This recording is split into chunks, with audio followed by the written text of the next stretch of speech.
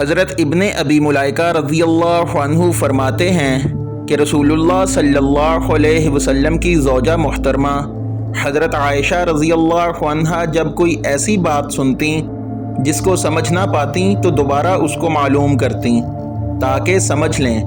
چنانچہ ایک مرتبہ نبی کریم صلی اللہ علیہ وسلم نے فرمایا کہ جس سے حساب لیا گیا اسے عذاب کیا جائے گا۔ حضرت عائشہ رضی اللہ عنہا فرماتی ہیں کہ یہ سن کر میں نے کہا کہ کیا اللہ تعالیٰ نے یہ نہیں فرمایا کہ عن قریب ہم سے آسان حساب لیا جائے گا؟ رسول اللہ صلی اللہ علیہ وسلم نے فرمایا کہ یہ صرف اللہ کے دربار میں پیشی کا ذکر ہے، لیکن جس کے حساب میں جانچ پڑتال کی گئی سمجھو وہ غارت ہو گیا۔